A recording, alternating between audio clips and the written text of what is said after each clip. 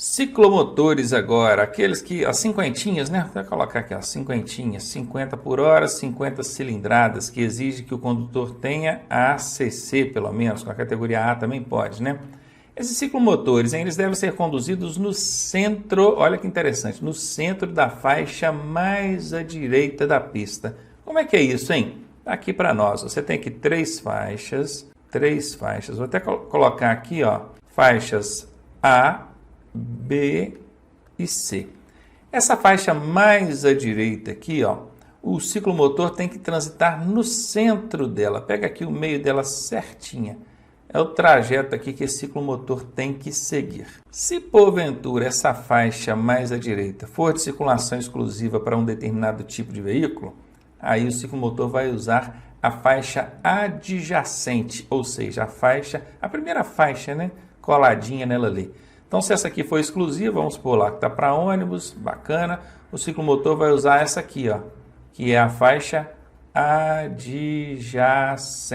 Esse é o nome que aparece lá na sua prova, adjacente. É proibido o trânsito de ciclomotores nas vias de trânsito rápido e também nas rodovias. Um instrutor ou outro pode ficar em dúvida aí, porque ele viu lá no artigo 57 que proíbe só nas vias de trânsito rápido. Pois é, mas lá no 244 tem infração de trânsito média para os ciclomotores que transitarem nas vias de trânsito rápido ou nas rodovias. Então, o dispositivo infracional incluiu aí as rodovias também. Lembrando que lá no mesmo dispositivo 244, que traz essa infração de trânsito média para o ciclomotor que circular na via de trânsito rápido ou rodovia, lá tem uma vírgula escrita assim, salvo quando pelo acostamento, ou quando houver acostamento, assim que está escrito lá. O que nos leva a entender que o ciclomotor pode transitar nas vias de trânsito rápido ou rodovias, em caso excepcional, quando houver acostamento. E agora as bikes, né, as bicicletas. Na falta de ciclovias ou ciclofaixas, essas bicicletas devem circular junto ao bordo da via, né, aqui, ó, junto ao bordo da pista, no mesmo sentido que os veículos. Veículo tem que respeitar a mão direcional. Aliás, gente, só existe uma situação que permite o trânsito de veículos no sentido contrário. Veículo. São essas bicicletas circulando pela ciclofaixa. Se o órgão com circunscrição sobre a via quiser colocar ali uma ciclofaixa, aí essas bicicletas podem transitar livremente para lá e para cá. Fora isso, no meio do fluxo normal, tem que respeitar as regras de trânsito e não seria diferente com a mão direcional aí. As bicicletas só poderão circular sobre os passeios, então tem aqui um acondicional, porque a regra geral diz que elas não podem circular sobre os passeios, calçadas, né? Só poderão circular sobre os passeios quando autorizado e sinalizado pelo órgão competente. Então tem lá a sinalização autorizando a circulação de bicicleta, com informação complementar, tudo bacana e pode. Nesse caso aqui não pode, tá? Ele está circulando aqui sobre a calçada, sobre o passeio, na verdade, mas tem a plaquinha aqui proibindo, ó. Nem precisaria, né? Ele já sabe que, não tendo sinalização nenhuma, a bicicleta não pode circular sobre o passeio. Ela só vai poder circular em caso excepcional quando tiver sinalização regulamentando que pode.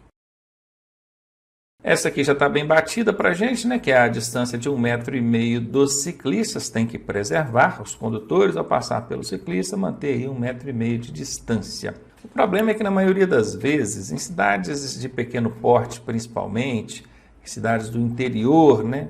A gente não tem vias tão amplas, tão largas, de maneira que a gente consiga passar tão longe da bicicleta. Às vezes fica apertadinho, não tem jeito. Então você vai ter que ficar andando atrás dele até sair dali para ele pular para uma outra via e você ultrapassá-lo. Mas o que acontece? Passa a menos de 1,5 m, mas em velocidade bem reduzida. Eu estou falando isso para a prática, tá? Para o dia a dia mesmo. Porque às vezes até na hora do seu exame de direção, você quer lá passar pela bicicleta e vê que não tem espaço suficiente para manter aquele 1,5 m, até porque tem que ser no olhômetro também, né? Como é que você vai saber que ele tem 1,5 m, 1,60 m, 1,40 m? Não dá para saber. Mas aí você fica naquele arroxo, eu preciso passar e não tem espaço, diminua a velocidade, passa de primeirinha, bem devagarinho, às vezes dá um toque na buzina, nesse caso a buzina pode ser usada, não é? Tudo bem. Mas na prova teórica perguntou 1,5 m ou 1,5 metros, é a mesma coisa, né? é a distância que o condutor deve manter das bicicletas aí. O ciclista empurrando a bicicleta equipara-se a um pedestre em direitos e deveres. Aí sim, ele pode descer da bicicleta aqui, ó, está empurrando a bicicleta sobre o passeio tranquilamente. Os pedestres, ao circular pelas vias, devem o quê? Em trechos urbanos, que é dentro de cidades, circular pela calçada ou passeio. A diferença entre calçada e passeio a gente vai ver mais adiante. Esse aqui está andando na calçada, já dei até um joinha para ele aqui, ó. Joinha, ok para ele, bacana, circulando pela calçada. Ou em fila pelos bordos da pista. O que é bordo da pista? É a beirada da pista, a margem da pista, o cantinho, né? Ele não pode ficar circulando no meio do trânsito, igual esse doidão está fazendo aqui, ó. Então, quando não existir passeio ou calçada. Então, a regra geral é, ande pela calçada ou pelo passeio. Não tem calçada ou passeio, então ande pelos bordos da pista. Esse aqui, ó, negativo para ele, ó, negativo. Está andando lá no meio do trânsito, perturbando o trânsito, colocando a vida e a segurança dele em risco, né? E aqui, ó, nas vias rurais, opa, agora mudou, ó. Aqui a gente estava falando de vias urbanas, dentro de cidades. Agora, vias rurais, que sejam estradas ou rodovias. Uma rodovia é uma via rural, né? Que não tiver acostamento, porque o pedestre deve transitar pelo acostamento, preferencialmente. Mas não tendo acostamento, em fila, ele vai transitar em fila, um atrás do outro, pelos bordos da via em sentido contrário aos veículos. Tem acostamento, ele vai andar no acostamento no sentido do fluxo. Agora, não tem acostamento, aí ele deve andar no sentido contrário, que é para quê? Para vir de frente com o trânsito. Imagina, vamos dar uma olhadinha aqui na tela, aqui, ó. Imagina esse camarada, ó, não tem acostamento, perceba que aqui a pista não tem acostamento, ele está tendo que andar na pista, só que ele está respeitando a mão direcional. Os veículos que vêm aqui, ó, vêm por trás dele. É perigoso demais, ele não está vendo quem está vindo atrás. Nesse caso aqui, não tendo acostamento, ele deveria estar do outro lado da via. Bacana? E se fossem mais de um, teria que ser um atrás do outro.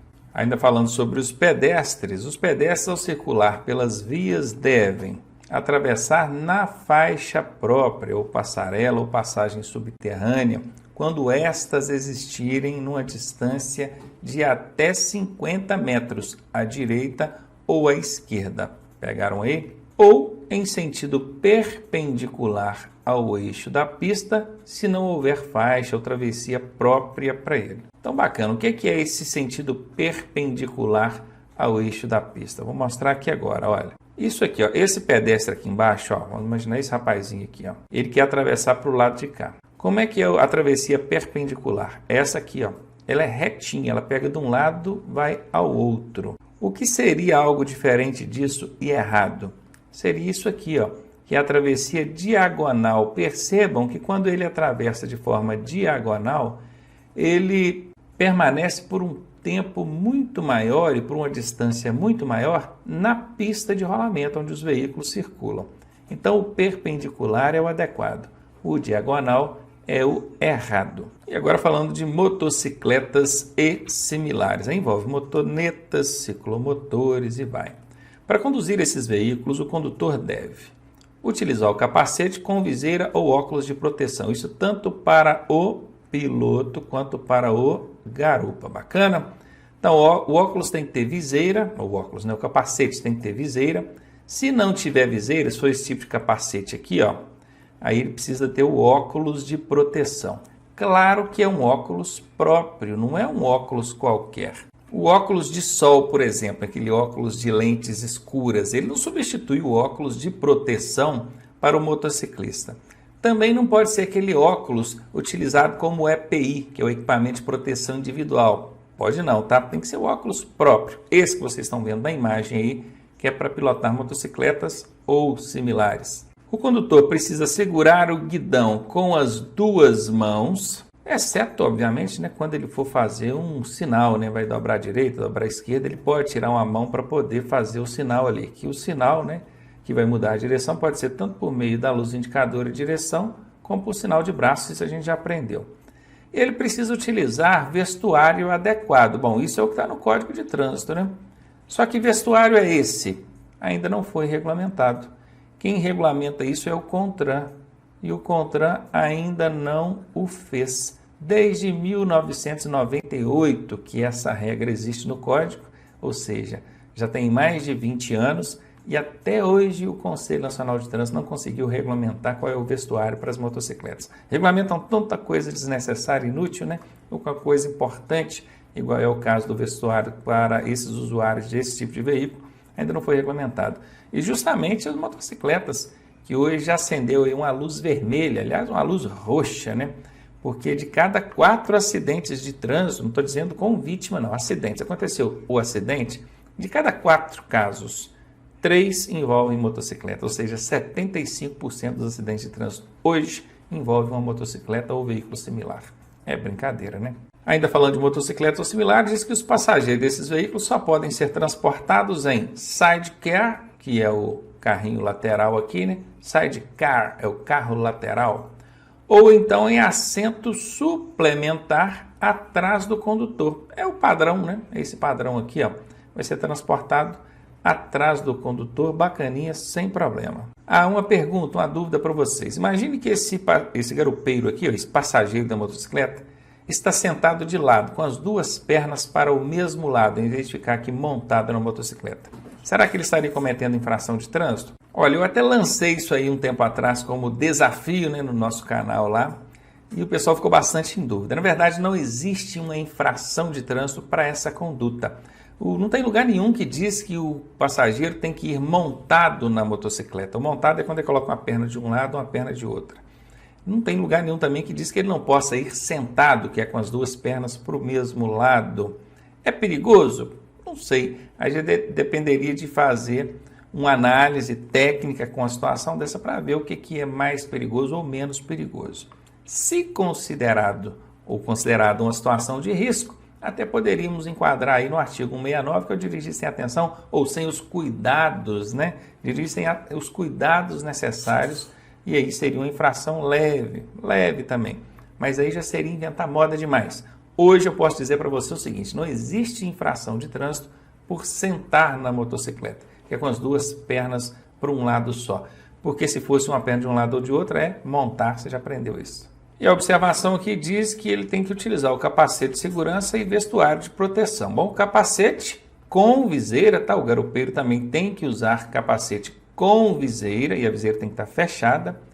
E o vestuário aqui é o mesmo caso, né? O Conselho Nacional de Trânsito até hoje não regulamentou. Mas existe a regra no código, tá? Pode perguntar na sua prova, e se perguntar, você responde. Sim, tem que usar capacete com viseira, com a viseira fechada, e tem que usar vestuário de proteção. Ainda falando sobre motocicletas e similares, agora nós vamos ver aqui sobre o transporte de crianças em motocicletas. A idade mínima para você transportar uma criança numa motocicleta é essa aqui, ó, 10 anos. Com 10 anos já pode ser transportada na motocicleta. Com menos de 10 anos, o condutor estará cometendo uma infração gravíssima. Eu estou dizendo motocicletas, mas isso vale também para motonetas e ciclomotores, tá bom? Aqui nós temos, obviamente, né, além da criança aqui, que aparentemente não tem os 10 anos necessários, nós temos aqui também 3 pessoas sendo transportadas numa motocicleta, sendo que a motocicleta só tem lugar para mais uma pessoa. É o condutor mais um passageiro. A multa aqui é de R$ 293, tá, gente? Suspensão do direito de dirigir, vai suspender o direito de dirigir, da retenção do veículo e recolhimento da CNH. Presta muita atenção na prova, porque o Detran costuma ser maldoso. Ele costuma colocar assim: qual é a infração cometida por aquele condutor, aquele motociclista que transporta uma criança de 10 anos? Né? Com 10 anos não é infração. Com 10 anos pode. Não pode é menor de 10 anos, tá? Menor de 10 anos é infração. Ele fez 10 anos hoje. Beleza, já tem 10 anos. Não fez, ele vai fazer 10 anos amanhã. Infelizmente, por causa de um dia, vai tomar uma multa gravíssima, vai ter o direito de dirigir suspenso, vai ter o veículo retido e a carteira recolhida. Obviamente, se for uma habilitação provisória, perdeu ela. Outro ponto interessante aqui, importante, aliás, é o cinto de segurança. O cinto de segurança é obrigatório para condutor e passageiros em todas as vias do território nacional. É muito comum a gente ouvir pessoas dizendo assim: Ah, mas lá na roça, lá na estrada de roça, lá indo para a minha propriedade lá, a minha fazenda, o pessoal precisa usar cinto também? Todas as vias do território brasileiro, entrou no veículo, colocou ele em movimento, o cinto tem que estar colocado, tá? Condutor e passageiros. Outro questionamento muito comum também, sem sentido, mas é muito comum. Quem está lá atrás precisa usar o cinto? Às vezes o cara mora numa cidadezinha do interior, pequenininha a cidade, a velocidade é baixinha, não tem nem como desenvolver velocidade, o máximo que ele vai conseguir andar ali é 20, 30 km por hora, bem devagarinho. E ele foi da casa dele até na padaria buscar o pão, né? Andou ali 500 metros que seja. Ele, o condutor, colocou o cinto, mas o menino que estava indo junto com ele lá atrás não colocou. Aí o policial para, multa, né? A multa autua, que vai virar uma multa depois, e ele questiona, poxa, mas aqui tão devagarinho, daqui ali, tem que colocar. Qualquer via do território brasileiro. Ligou o carro, meu amigo, botou ele em movimento, cinto de segurança em todo mundo que estiver dentro do veículo. A não utilização do cinto de segurança é uma infração grave. O valor da multa é R$ 195, isso vai dar aí 5 pontos do prontuário do condutor e o veículo vai ficar retido até que o cinto seja colocado. Agora uma outra informação aqui. Imagine que o condutor está sem o cinto e tem mais um ou dois passageiros sem cinto. Vamos estabelecer aqui mais 2 passageiros sem cinto. Quantas multas esse camarada vai tomar? São 3? Uma para ele, condutor, mais uma para cada passageiro? 3 multas? Seriam 2 multas, uma para ele, condutor, e a outra pelos passageiros sem cinto? Ou seria apenas uma multa que já envolve a circunstância de deixar usar o cinto de segurança? A resposta é apenas uma multa, independentemente de estar só o condutor sem cinto ou todos dentro do veículo sem cinto, somente uma multa será aplicada. Guardou isso? Diferente acontece quando é uma motocicleta. Na motocicleta, se tiver o condutor sem capacete e o passageiro também, serão 2 multas. Uma pelo condutor e outra pelo passageiro. Agora, no automóvel, não. Sem o cinto de segurança, se tiver um sem cinto ou todos sem cinto, será aplicada apenas uma multa. Transporte de crianças. Crianças menores de 10 anos que não tenham atingido 1,45 m de altura devem ser transportadas no banco traseiro do veículo, em dispositivo de retenção conforme idade, peso e altura da criança. Então vamos ver algumas coisas aqui. Para você saber se a criança pode ir no banco da frente, são 2 parâmetros: a idade, 10 anos, ou a altura. Se essa criança tem 9 anos de idade, mas já tem 1,45 m, ela pode ir no banco da frente. Entendeu? Ou o contrário, às vezes ela não tem 1,45 m, mas já tem 10 anos de idade. Então ela pode ir no banco da frente. Se ela atender qualquer um dos 2 requisitos, ela pode ir no banco da frente. Agora, se ela não atender nenhum dos 2 requisitos, ela nem tem 10 anos e nem tem 1,45 m. Então ela vai ter que ir no banco traseiro. E ela vai ter que ir no banco traseiro usando o dispositivo de retenção. O que é esse dispositivo de retenção, hein? Pode ser só o cinto de segurança ou pode ser um dispositivo auxiliar, um bebê conforto, uma cadeirinha, um assento de elevação. O que vai determinar que dispositivo é esse vai depender da idade, do peso e da altura da criança, coisa que a gente vai ver no próximo slide, tá? Tem algumas exceções para essa regrinha aqui dos 10 anos e 1,45 m. Vamos supor que a criança não atingiu nem os 10 anos e nem 1,45 m. Ela pode ir no banco da frente? Em alguns casos, algumas exceções pode. Veja aqui, olha. Quando o veículo só tiver banco dianteiro. Imagine uma caminhonete, você tem lá um Saveiro. Não é aquela Saveiro cabine dupla, chique, não. Saveiro comum, gente pobre, igual eu aqui. Você tem uma Saveirinho. Saveirinho é o quê? É o condutor mais um passageiro. Aí você está ali com uma criança de 7 anos. É você e seu filho de 7 anos. É claro que não pode também ir a mãe, né? E a criança no colo. Aí não pode. Aí dá até lotação. Excedeu a lotação do veículo. Só tinha lugar ali para um passageiro, está levando 2. Aí você e o seu filho de 7 anos. Essa criança vai poder ir no banco da frente? Perfeitamente. Por quê? Porque esse veículo não tem banco de trás. Então é óbvio, entendeu? Só tem o banco da frente. Aí já pode fugir daquela regrinha. Abre a exceção da regrinha dos 10 anos ou 1,45 m. O segundo caso é quando você tiver mais crianças que lugares no banco de trás. Aqui, por exemplo, ó, nessa imagem aqui, nós temos 4 crianças no banco de trás. Aí o policial para e pergunta, pô, mas tem uma criança lá atrás sem cinto? Tem 4 crianças lá atrás e você poderia ter levado uma na frente? Aí o condutor fala assim, poxa, mas eu sei que menino menor de 10 anos ou menor de 1,45 m não pode ir no banco da frente. Ô, meu querido, se tiver mais criança do que lugar lá atrás, você tem que levar uma na frente. Antigamente, usava a regrinha da criança maior. Pega a maior, a de maior porte, e põe no banco da frente. Hoje em dia, nem isso. Então, você pode pegar a menor que seja e colocar no banco da frente, que não tem problema nenhum. Pega ali uma das 4 crianças e coloca na frente. Isso por regra, pela lei, né? Obviamente, se você entender que a de maior porte é que tem melhor condição de ser transportada na frente, que faça assim. Só estou querendo dizer que não existe mais aquela regrinha da criança de maior porte. Essa regrinha já caiu, se não me engano, em 2010 ou 2012, já tem muito tempo já. E ainda tem instrutor ensinando isso aí, né? E o terceiro caso aqui é quando no banco de trás só tiver cinto de 2 pontos. O que é o cinto de 2 pontos? Esse cinto que essa criança está usando aqui, ele tem 1 ponto de fixação, 2 pontos, 3 pontos. Agora, tem carros mais antigos que no banco de trás não tem esse primeiro ponto de fixação. Aí, consequentemente, não tem essa parte aqui do cinto, não tem, ó. Ela fica tendo só a parte subabdominal, é o chamado cinto de 2 pontos. Ou poderia ser também 2 pontos, pegando só aqui e aqui, né? Pega só a parte torácica, não pega a parte subabdominal. Então, se você está no veículo, que no banco de trás só tem cinto de 2 pontos, e no banco da frente você tem um cinto de 3 pontos, você pode levar essa criança menor de 10 anos ou menor de 1,45 m no banco da frente. Qual é a justificativa? Ora, lá atrás só tem cintos de 2 pontos. Aqui na frente eu tenho um cinto de 3 pontos. O cinto de 3 pontos comprovadamente oferece mais segurança, maior proteção. Então eu trouxe aqui, optei por trazer essa criança no banco da frente, mesmo sendo ela menor de 10 anos e mesmo ela ainda não tendo atingido 1,45 m de altura. Por óbvio, quem estiver fiscalizando, seja o policial, o agente de trânsito, ele conhece essas regras, essas exceções. Mas se porventura desconhecer, obviamente você vai fazer um recurso fundamentado nisso aqui e, claro, vai ganhar, né?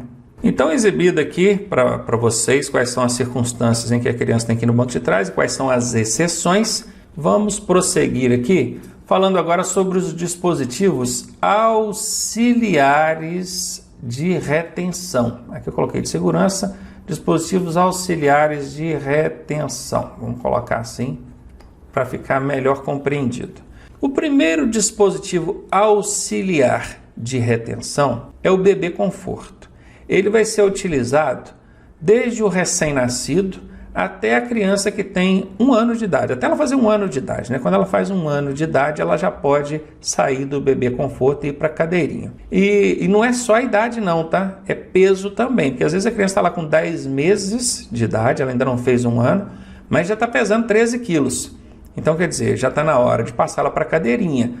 O bebê conforto está pequeno para ela, já não está bem acomodada ali mais no bebê conforto. E tem gente, tem pais que dizem assim, eu carreguei minha criança ali no bebê conforto até quase 2 anos de idade, porque eu prezo pela segurança do meu filho. Olha, se você estiver fazendo isso, você não está prezando pela segurança não, porque cada dispositivo desse, ele foi desenvolvido, construído para uma criança de um determinado tamanho, determinada idade. Então, se você usa o dispositivo numa criança que não está dentro das proporções indicadas para aquele dispositivo, você pode estar comprometendo a segurança dela.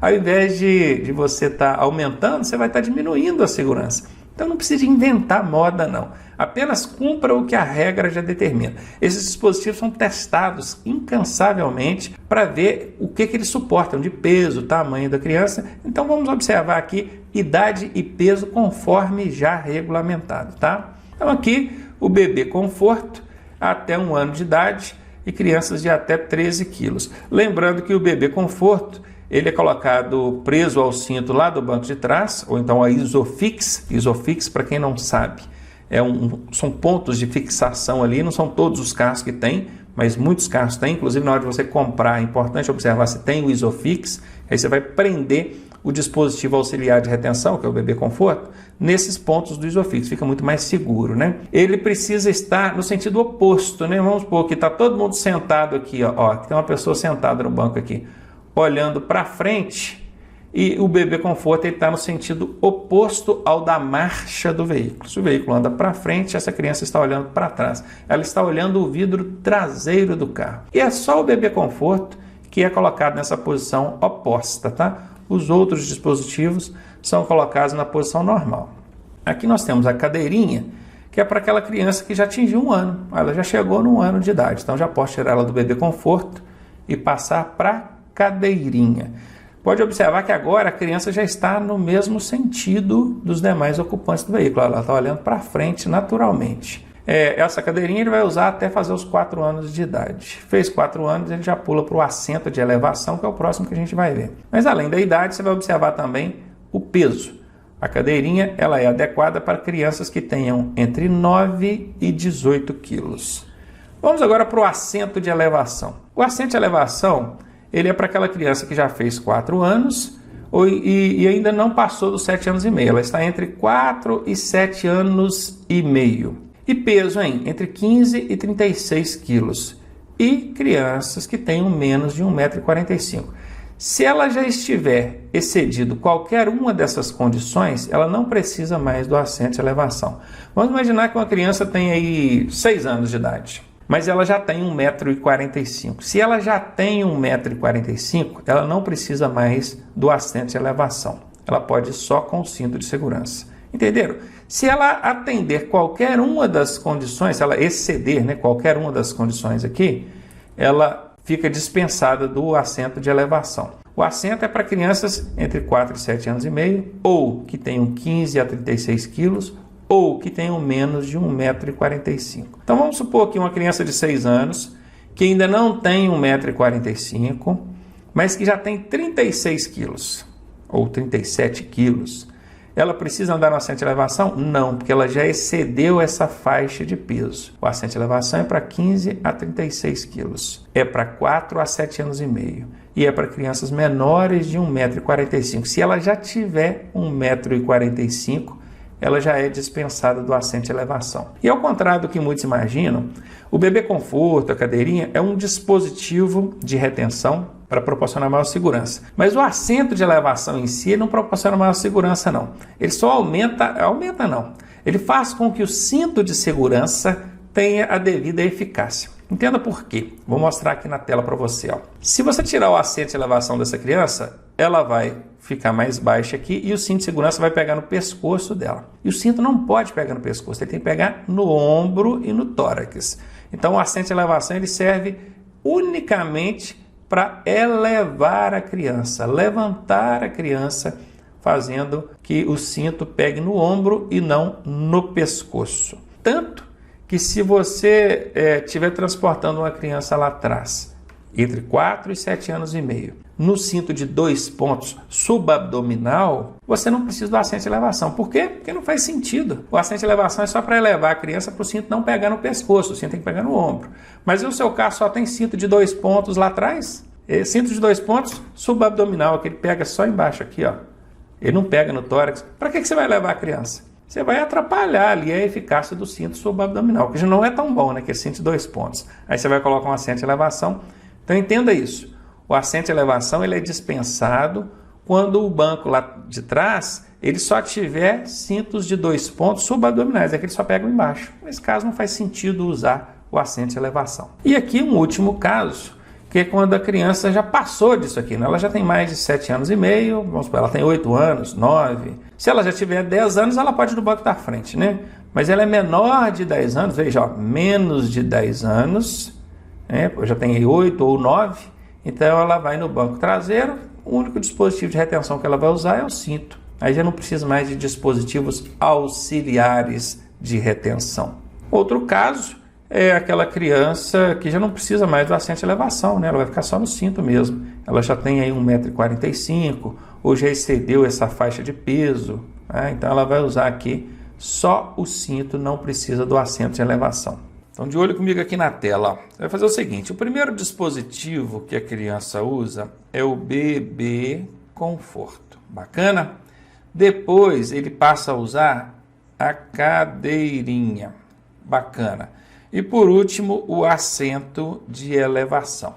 Muito bem. Aí você vai fazer o seguinte: bebê conforto começa com B, cadeirinha começa com C e assento de elevação começa com A. Certinho? Tranquilo até aqui? Você já vai descobrir para que isso aqui, hein? Aí você vai numerar aqui, ó. 1, 2, 3, vai de 0, tem que começar no 0, desculpa. 0, 1, 2, 3, 4, 5, 6, 7. Aqui no 7 você vai colocar um meio, tá? 7 entre parênteses aqui, meio. Aí vai 8, 9 e 10. Beleza. Agora você vai entender por que você marcou aqui a letrinha, ó. Bebê conforto, começa com a letra B. Aí você vai pegar aqui de antes do 0 aqui, ó, de antes do 0, e vai fazer assim, ó, A, B. Tranquilinho, ó, A, B. Significa, aí você parou no 1, significa que de 0 até 1 ano a criança vai usar o B de bebê conforto. Então aqui, ó, pegou aqui antes do 0, A, B. Bacana, parou no 1. Depois é o C, não é? Então vamos continuar de onde a gente parou. A gente parou no 1 aqui, ó, vamos lá. Ó. Do 1 para frente, ela já vai usar a cadeirinha, mas até quando é que ela usa? Aí você vai usar o C aqui, ó. A, B, C. Opa, parou no 4. Então você já sabe que do 1 até o 4, ela vai usar o C de cadeirinha. Bacana. E qual que é o último dispositivo de retenção? É o assento de elevação, que é quando a criança já fez 4 anos, né? Ela usa até quando? Até onde você marcou esse meio aqui, ó. Então, até aqui, ó, é o assento de elevação. Show? Bacana. E depois que ela sai do assento de elevação, você ainda tem que observar uma idade que é para ver se ela ainda tem que permanecer no banco traseiro, que é os 10 anos, né? Quando é que a criança, com 10 anos, ela pode ser transportada no banco da frente, não é verdade? Então, com 10 anos, aqui, nesse ponto aqui, ela já pode ser transportada no banco da frente, com 10 anos, belezinha? Até aqui, ó, daqui até aqui, ela continua sendo transportada no banco traseiro. Quer tirar a prova aqui? Que é com 10 anos que ela vai no banco da frente? É só você pegar aqui, ó, letra F, não é banco da frente? Faz assim, ó. A, B, C, D, E, F. Pronto. Bora lá agora conhecer a classificação das vias. Aqui a gente está falando de vias urbanas, mas mais adiante vocês vão ver que as vias elas são classificadas em urbanas e rurais. Bacana? Daqui a pouco a gente vê melhor sobre isso. Se na sua prova perguntar, as vias terrestres, elas são classificadas como urbanas e rurais. Aí se falar, eu quero saber só das urbanas, é o que a gente vai mostrar nessa tela aqui agora. Então, as vias urbanas. Nós temos aqui a via de trânsito rápido, nós temos a via arterial, nós temos a via coletora e temos também a via local. Bom, eu peguei aqui uma imagem representando cada uma dessas vias, mas é claro que você não vai ficar preso somente à imagem. Você vai observar também o texto legal, porque na sua prova é muito provável que não caia a imagem. É muito provável, aliás, eu posso te afirmar que vai cair escrito.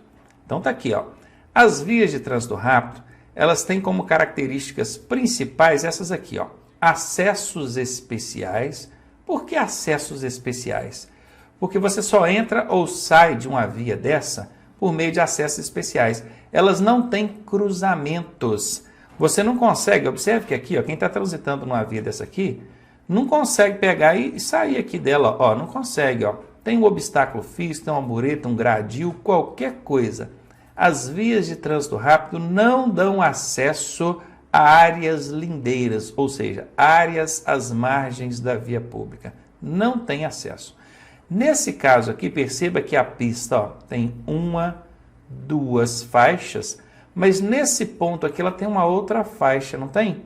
Uma faixazinha que está trazendo o trânsito aqui, ó, e esse trânsito vai se integrar nas 2 faixas de fluxo principal. Essa faixa que está integrando o trânsito aqui, ela chama-se faixa de integração e ela é considerada um acesso especial. Da mesma forma que tem uma faixa aqui que integra o trânsito no fluxo principal, Lá do outro lado, quem quiser sair, vai ter uma faixa que tira ele do fluxo principal, que é uma faixa de desintegração. Bacana? Então é isso, tanto essa faixa de integração, que é para entrar no fluxo, quanto a faixa de desintegração, que é para sair, são considerados acessos especiais e são características de uma via de trânsito rápido. Outra característica da via de trânsito rápido é que o trânsito dela não tem interrupção. Veja aqui, ó, sem interrupção. O trânsito não para. Você não vai encontrar numa via de trânsito rápido um cruzamento, onde um veículo tem que parar para o outro passar. Você não vai encontrar numa via de trânsito rápido uma passagem de travessia de pedestres em nível. Pode até encontrar passarela por cima ou subterrânea por baixo, mas em nível você não vai encontrar. Não existe também numa via de trânsito rápido um semáforo, né, que vai estar vermelho ali e o trânsito vai ter que parar. Não para. O trânsito na via de trânsito rápido não tem interrupção. Essa é a segunda característica forte dela. E a terceira característica é que ela não tem interseções. Acabei de falar, né? Não tem cruzamento, não tem interseções. Aqui é trânsito fluindo direto. Bacana. E aqui agora as vias arteriais, hein? Uma via arterial, aí ela já tem interseção, ó, tem interseções em nível. Observe que aqui nós temos várias faixas de trânsito, mas aqui na frente, ó, nesse local aqui, ó, tem uma via, olha, vindo aqui, ó, do lado aqui. Então ela tem interseção. Do outro lado, ó, tem uma via saindo aqui, ó. Bacana? Ela é uma via que tem semáforo. Por que ela tem que ser semaforizada? Porque ela é uma via de fluxo principal. Tem muito trânsito, o trânsito é intenso. Imagina esse veículo que está vindo nessa via lateral aqui para atravessar. Como é que ele vai atravessar se não tiver semáforo? Tem que ter semáforo. Então a via de trânsito rápido, aliás, isso aqui é uma via arterial, né? Uma via arterial, ela tem como característica marcante o fato de ser semaforizada. E ela liga o trânsito entre regiões. Você tem uma região aqui, ó, zona sul da cidade. E lá do outro lado você tem a zona norte da cidade. Entre uma região e outra, quem vai fazer a ligação são as vias de trânsito rápido e as vias arteriais. Bacana? Então é isso aí. Via arterial entre as regiões. Trânsito entre as regiões. Continuando agora. Via coletora já é uma via de bairro. Dá para perceber que isso aqui é uma via de bairro, não dá? A finalidade dela é coletar o trânsito lá nas vias de trânsito rápido e levar, nas vias arteriais de trânsito rápido, e levar para os bairros. Ela coleta o trânsito das vias de fluxo principal e leva para os bairros. E ela distribui também. Ela pega o trânsito aí dos bairros e distribui para as vias de trânsito rápido. É por onde você chega ou sai nos bairros, né? São essas vias de bairro mesmo, vias coletoras. Elas ligam regiões, aliás, não ligam, né? O trânsito dessas vias é dentro das regiões. Bom, aqui nós temos a região norte, não tem? Você vai encontrar uma via coletora saindo da região norte aqui? Não, você vai encontrar dentro da região norte. Você vai encontrar várias dessas vias, várias, dentro das regiões. Então guardem, vias de fluxo principal são entre regiões, elas ligam as regiões. Agora as vias coletoras são dentro das regiões. E por último, nós temos a via local. Essa é muito fácil, tá? Ela pertence a áreas restritas, condomínios, universidades, parques, praças, né, zoológicos, quando são muito grandes, também costumam ter áreas restritas, fechadas. Elas não têm semáforo, tá? Não tem semáforo e a velocidade desenvolvida lá é bem baixinha. Bom, agora que vocês já viram, conheceram aqui essas vias, vamos falar aqui das velocidades. O Código de Trânsito Brasileiro, ele já tem pré-estabelecido para cada tipo de via uma velocidade. Quer dizer que se você está andando numa via e não tem sinalização nenhuma regulamentando velocidade, você não pode dirigir a qualquer velocidade. Não tem sinalização, eu posso andar na velocidade que eu quiser. Não. O código já estabelece velocidades para cada tipo de vias. E é isso que você está vendo na tela aqui, ó. Quando a via não tiver sinalização regulamentando a velocidade, você vai observar essas sinalizações que eu coloquei aqui, ó. Essas são as que o Código de Trânsito já pré-estabelece. Se você está numa via de trânsito rápido, 80 por hora. Se você está numa via arterial, 60. Via coletora, 40 e a local, 30. Ela vai caindo de 20 em 20, não é? e na última aqui ela cai só 10. Aí ficou 80, 60, 40, 30. Bacana. Então, ó, prestem atenção, procurem guardar essas características aqui de cada uma dessas vias, características escritas e as velocidades para elas, porque isso vai perguntar na sua prova mesmo, não tenha dúvida. Vamos ver agora as vias rurais, né? Porque aqui nós vimos as vias urbanas. Vamos para as rurais. Aqui, vias rurais. Vamos ver, ó. Nas vias rurais nós temos a rodovia de pista dupla, né? Aqui tem um obstáculo no centro, aqui, um canteiro, um gramado. Do lado direito a gente tem uma pista subindo e do lado esquerdo a gente tem uma pista descendo. Ó, Ronaldo, mas rodovia é via rural? Sim. Tudo que está fora do perímetro urbano é via rural. Em alguns casos, a rodovia costuma passar por dentro do perímetro urbano. Isso não faz ela deixar de ser rodovia, não, tá? É só porque ela está passando ali por dentro da cidade naquele momentinho ali, mas ela continua sendo uma rodovia. Belo Horizonte, por exemplo, a gente tem lá o anel rodoviário. O anel rodoviário não é uma via de trânsito rápido, né? A via de trânsito rápido é via urbana, lembra? Aquela mais movimentada que tem lá, a primeira que a gente viu na tela anterior? Pois é. O anel rodoviário não é uma via de trânsito rápido, ela é uma rodovia, por isso que ela chama anel rodoviário. Está passando por dentro do perímetro urbano naquele momento. Então, sim, as rodovias são vias rurais, porque elas têm como características serem encontradas fora do perímetro urbano, não é? Quando você quer ir de uma cidade a outra, você saiu da cidade, você está numa rodovia. Confere? Então, essa rodovia está na área rural. Confere? Então, é isso aí. Só que a rodovia, ela é uma via rural pavimentada, ela tem pavimentação, ela tem asfalto. Tem aqui a pista dupla e tem a rodovia de pista simples, está aqui representado para vocês. E qual que é a outra via rural que existe? A estrada. Aí essa aqui é conhecida mesmo, né? Aquela de chão batido, terra, não tem pavimentação. Bacana. Vamos ver aqui. E as velocidades, hein, Ronaldo? Como é que eu conheço as velocidades aí? Tá aqui, ó. Automóveis, caminhonetas. Cuidado para não confundir com caminhonete, tá? Aqui é o veículo misto, caminhonetas. E motocicletas, elas podem transitar, esses veículos podem transitar, quando for pista dupla, a 110 por hora. Quando for pista simples, 100 por hora. E os outros veículos, em caminhões, ônibus e tal, eles vão transitar a 90 km por hora, independentemente se é pista dupla ou pista simples. E na estrada não tem trelelê, vai ser sempre 60 por hora para todos os veículos. Bom, aí está mostrado para vocês, mostramos as urbanas, mostramos as rurais, e vou para um esqueminha aqui final, que é para a gente não ter como esquecer mesmo, ó. Classificação das vias, urbanas e rurais. Bacana, isso nós já sabemos. As urbanas são 4, trânsito rápido, arterial, coletora e local. E as rurais são 2, rodovias e estradas. As vias de trânsito rápido têm algumas, as vias, cada uma via tem as suas características. Eu peguei uma característica mais forte de cada uma e coloquei aqui, ó. Trânsito rápido tem acessos especiais, só entra ou sai delas por meio de acessos especiais. E a arterial é aquela que tem semáforo, ó. Com semáforo, é uma via de fluxo principal, tem interseção, tem cruzamento, então tem que ter semáforo, senão o coitado que vai atravessar uma via dessa não consegue atravessar nunca, né? Porque o trânsito não para. A coletora são vias de bairros, né, que vão coletar e distribuir o trânsito. E a via local são aquelas de áreas restritas. Muito bem.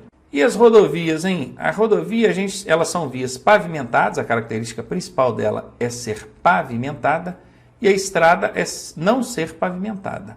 Rodovia é uma via rural que tem asfalto, tem pavimento. E a estrada é uma via rural que não tem asfalto, não tem pavimento. Beleza, vamos ver as velocidades agora. É só lembrar daquele, né? 80, 60, 40, 30. Vem caindo de 20 em 20, na última só cai 10.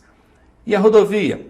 Se for automóveis, caminhonetas e motocicletas, que termina com as também, vai ser na pista dupla 110, na pista simples 100 por hora. E se for qualquer outro tipo de veículo, que são os demais veículos, vai ser 90 por hora, independentemente se pista simples ou dupla. Na estrada só existe uma velocidade, que é 60 por hora para qualquer veículo. E para finalizar, a velocidade mínima, presta atenção nisso, hein? Tem muita gente que não sabe que isso existe. A velocidade mínima equivale sempre à metade da máxima. Se na sua prova perguntar qual é a velocidade mínima para circular numa via de trânsito rápido, é a metade da máxima. Qual que é a metade da máxima aqui? 40. Bacana? Pegou? Transitar abaixo da velocidade mínima, prejudicando o trânsito, é infração média, tá? Atrapalha aí. Então, é infraçãozinha média, 4 pontos no prontuário. E aqui ainda diz que são permitidas velocidades diferentes dessas que a gente está vendo aqui, tá, gente? Desde que sinalizado. O órgão com circunscrição sobre a via pode colocar a velocidade que quiser. Aliás, que quiser não, né? Ele tem que fazer estudos técnicos ali para poder saber se ele pode andar mais ou menos. Né? Igual o código aqui estabelece que uma via de trânsito rápido pode andar 80, mas aí o órgão com circunscrição sobre a via analisou, estudou e viu que 80 é muito, é perigoso. Ele vai botar só 60, mas ele tem que pôr placa. Põe a placa lá, 60 por hora, porque a sinalização prevalece sobre a norma. A norma diz que é 80, mas a sinalização prevalece. Então o órgão vai lá, coloca a placa e fala, agora vale 80, ou vale 60, né? E o contrário também poderia ser, né? Ela diz que é 80, mas aí o órgão analisou, estudou, viu que dá para andar mais, bota 100 lá na placa e deixa o pessoal andar. Bora lá, vamos finalizar então essa parte aqui de conteúdo de norma de circulação com a última dica aí. Nas vias internas, vias internas, que pertencem aos condomínios, vocês já sabem bem o que é condomínio, aqui ainda fala, constituído por unidades autônomas e vias de áreas de estacionamento privado, e já até falamos isso, né?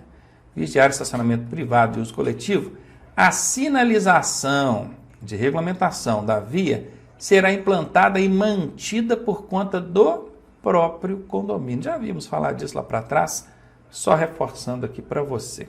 Show! Então, se liga aí que na próxima aula a gente já vem falando aí sobre as questões comentadas sobre esse conteúdo de normas de circulação e conduta.